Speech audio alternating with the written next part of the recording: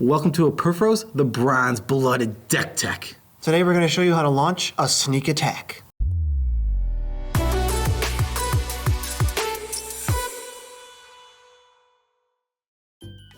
I'm your host, Joe Cherries. And I'm your host, Beezy, and that makes us the Nitpicking Nerds. And if you like big, red, stuff deck techs, you have to subscribe. And besides, you want to be a subscriber to this channel because our subscribers are 10% more likely to ascend to godhood. Disclaimer guy here. Just want to say ascending to godhood isn't increased by clicking a stupid button on YouTube. So maybe just work hard to be a god. What deck are we doing today? Hold on. Now I know we've said one thing. Now I know we've said that we've had our best subscribers in the past, but that is our best one for subscribing. A 10% more likely chance to ascend to godhood? That depends. That depends. Compared to Opens what? up a whole moral can of worms that we're not going to get into. Okay, fair enough. We need to just move on. Who's our commander? Purphoros, the bronze-blooded. New spoiler. Whoa, that's pretty recent. Yeah, he's pretty cool, and he's a sneak attack guy. Why don't you read him, Beezy? Purphoros, bronze-blooded, 4 and a red for a legendary enchantment creature god. He's a 7/6.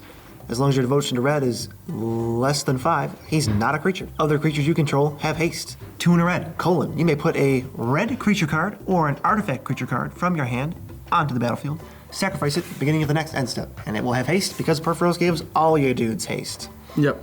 So this guy's awesome. He's the sneak attack guy. He's the snake. This is the best sneak attack general we've ever gotten. Ilharg can suck it. He just is a sneak attack god. He's a god of sneak attacks. Apparently, that's all he does. I thought he made weapons and forgeries, but no, he's a sneak attack. He's just a sneak attack guy. Yeah, because this bronze blood makes people sneak attack. We're sneak attacking. We're putting big things in play. We're killing our opponents with those big things. We're cheating in play. Our creatures have haste because Purphoros gives them haste. Okay, we have any wacky combos? We have some wacky combos. We gotta stick around to the end to find the wacky combos. You gotta clickbait. Stick around to the end.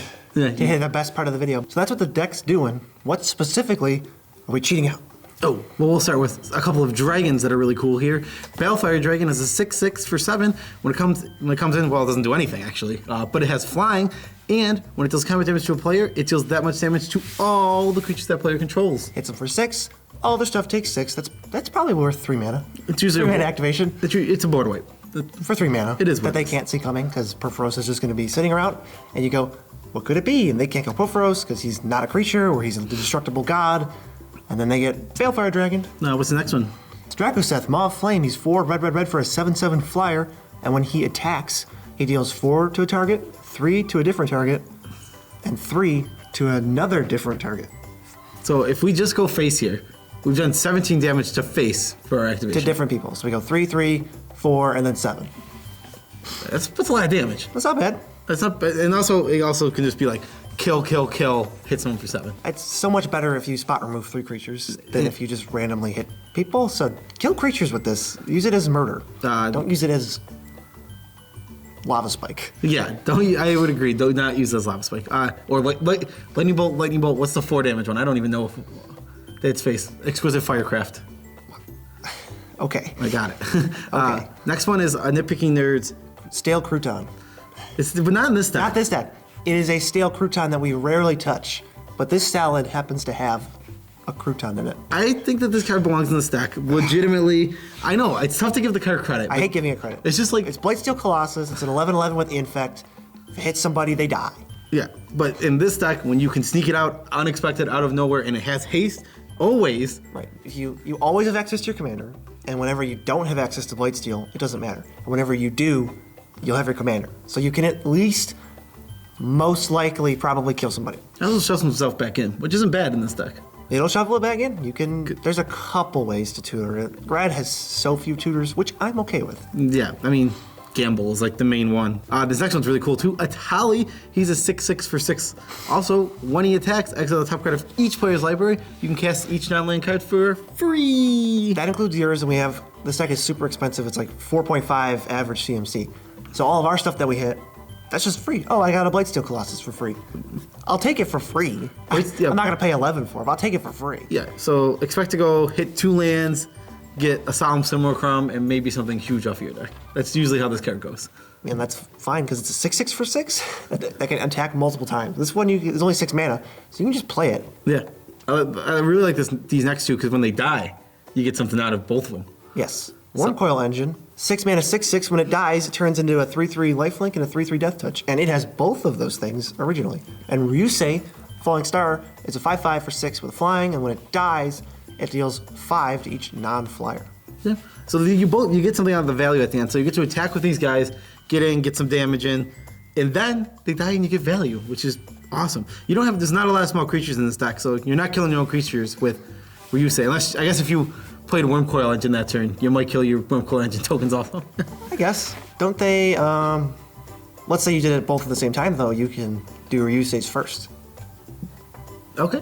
And then you can get your tokens. I mean, it doesn't matter if you do them at the same time, because they're both not a turn triggers. They go in the stack, you control the order. That's what I just said, yeah, you choose. Yeah, that's true. Put Ryusei's first. This next card is awesome that you really like. I thought it was cute in the deck. This card is a beating. Scourge of the Throne. It's 4 red for a dragon. It's 5/5 and has Dethrone, so it attacks the player with the highest life.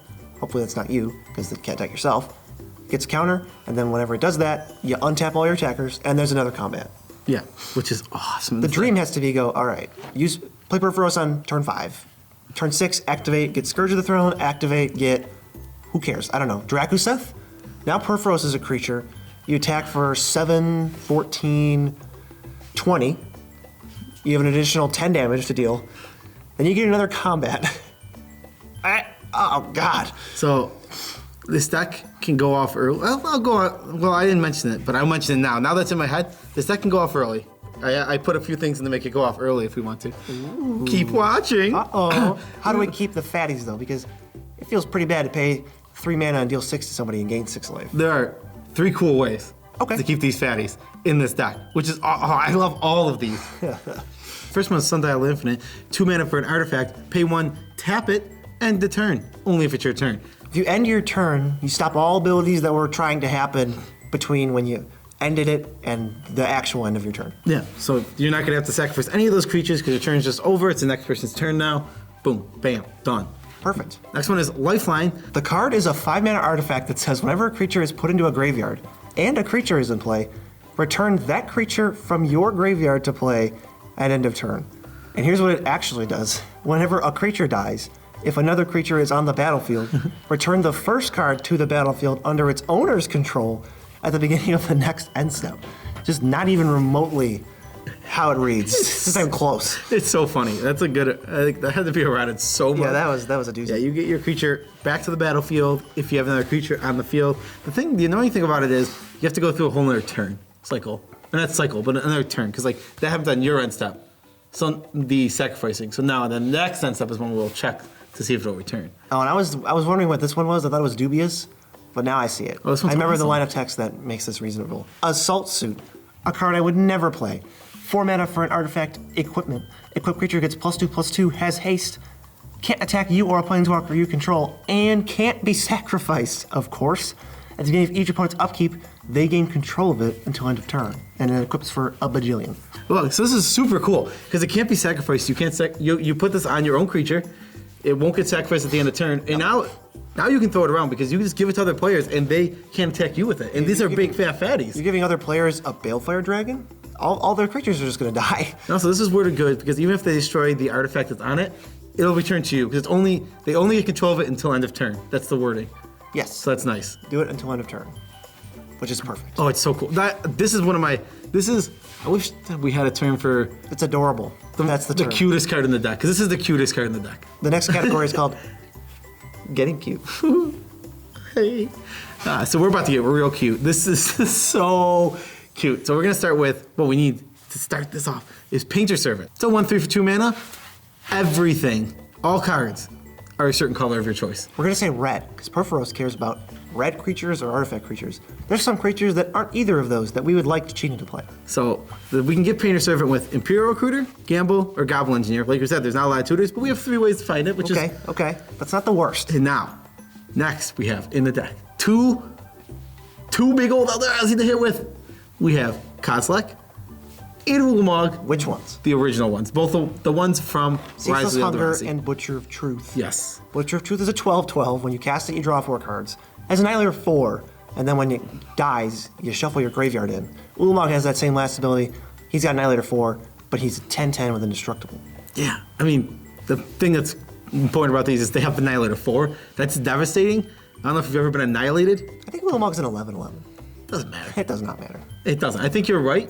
I think he is an 11-11. Doesn't matter. I think their lands still go away, and then they lose. I think they still lose 4 lands and they fall way behind. So trading post is in this deck. You can, every time before your creatures die, you get to turn them in, get an artifact back from your graveyard. There's a lot of artifacts in this deck. This deck has a ton of artifacts. So we can... That's fair. I like that. Yeah, we get to start cashing in our creature. So we put in a creature, we attack with it, we get the value, we trade it in for an artifact from our graveyard. 4 mana total. You get a huge creature, you get an attack, you get the combat damage payoffs, and then you get to draw a card. Yeah, there's a lot. Like I said, I think there's like 20 some odd artifacts in this deck. There's a lot. It's not, there's definitely not none. And next, Skull Clamp. Put it on one of your creatures that's going to die in the turn, draw 2. I mean, we don't even have little. Draw 2 is perfect. We don't even have the tiny guys really in this No, we deck. have Imperial Recruiter is going to die to it. Yeah, that's fair. We do have Imperial Recruiter. Goblin Engineer, Goblin Welder, if it's in there. Goblin Welder's not even in here. Not even in there. Don't even worry about it. No, Engineer's in there to be a tutor, not to be an engineer. All right, we got to win the game. Every deck's got to win the game, and you know how we're going to do it? Really convolutedly. Unless you're not, if you're Blightsteel Colossing somebody on turn 2 with Mana Vault and Treasonous Ogre, you can do that. Or you can do whatever this weird thing Joe's about to say is. Oh, I love this thing. So, we're set up. We have Purphoros on the field, obviously. Duh. We have Panharmonicon on the field. That's not that unreasonable. We have Cloudstone Curio also on the field. I'm sure they won't kill any of those things. Yeah, and all these things are on the field. So now we have to have Dockside Extortionist is a 2-mana 1/2. When it enters the battlefield, you get a treasure for each artifact enchantment your opponents control. So when it enters, you're gonna get 2 triggers because you have Panharmonicon out. So let's get conservative and say there's a total of 4 artifacts and enchantments that you don't control. Cool. So you're gonna get 8 treasures. Play Purphoros, have 2 mana. There you go. Now you have 8 mana to work with. 3 of it's gonna be used on, let's say, an Inferno Titan, or a Meteor Golem, or Combustible Gearhulk. So you're gonna either draw 3 cards with the Gearhulk, deal 3 damage with Inferno Titan, or blow up a non-land permanent with Meteor Golem. That's great. Cloudstone Curio will trigger if it's Inferno Titan. It will not trigger off of Meteor Golem and Combustible Gearhulk. But then, you have 5 mana left over. Use Purphoros to put any red creature that's not an artifact in play.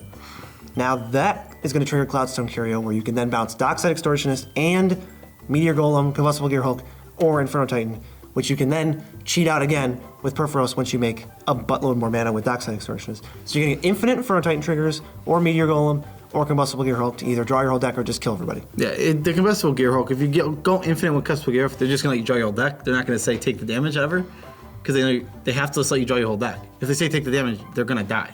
It depends. I guess that's fair. Yes, it does depend. I would take a damage for a while. Until you're dead. Because you try to mill their pieces that actually kill you. Okay, that's fair, yeah. But Meteor Golem is guaranteed blow up everything. Non-land permanents. Half of everything. Guaranteed. Half of everything. And Inferno Titan is a guaranteed kill because it just actually pings their face a bagillion times. What other random infinite combo do we have in here? Godo and Helm of the Host. Godo onto the battlefield, he gets an equipment, he puts it on the battlefield, pay the mana, put it on him, and then you get infinite combats with Godo because he makes, at the beginning of combat, you're going to get a copy of Godo, so you're going to keep triggering for extra combats over and over again. That's what he does. I mean, you get 1 Godo every combat to just beat somebody with. It's super random. But it goes in this deck. Helm of the Host goes in this deck. We want to attack with our crazy guys. Godo goes in because we want to find Helm of the Host. They both have, he has an ETB with Purphoros, so it even makes it cheaper to do. Yeah, another cool thing about this is anything you cheat and play with Helm of the Host, you don't cheat him and play with Helm of the Host. Anything you cheat into play with your commander, you can then attach Helm of the Host and get a copy that you won't lose. Helm of the Host kind of sounds like Purphoros. Maybe that's what you were doing. Helm of the Purphoros. Helm of the... But that's the deck. We gotta wrap this deck up. This was a slog to get through. It's gonna be a slog for your opponents to get through when you beat them in the face with a 10 mana something. The worst part is, it's not even gonna be that long of a video for them. It's just gonna be, it was just long for us. We're both sick again, and there's just so much going on, which is why we appreciate the support of our 30-something odd patrons and our 2 mothers. Quantifiable mothers. We love you all as much as we can without making you uncomfortable. We did get a new patron, I believe. Great. Awesome. I'm sorry, you'll get the shout out next video that you're supposed to get. I'm dying. We should probably end the video. Go to the link in the description to see the deck list and to buy stuff from us. I think you know the deal by now. Well, yeah, but we should still tell them. You should tell them what? There's a link in the description below. I said that. That takes you to tcgplayer.com. Mm-hmm. You click through that link, then anything you buy on TCG Player will help support the channel. So you should do that if you're going to buy anything on TCG Player. Or just look at the deck. We don't actually ask you to buy anything. You can just look at the deck through that link. It's the same link. Yeah. All right. So we're heading out. Go crazy. Bye. Peace out, Peace out, Trap Trap Scout.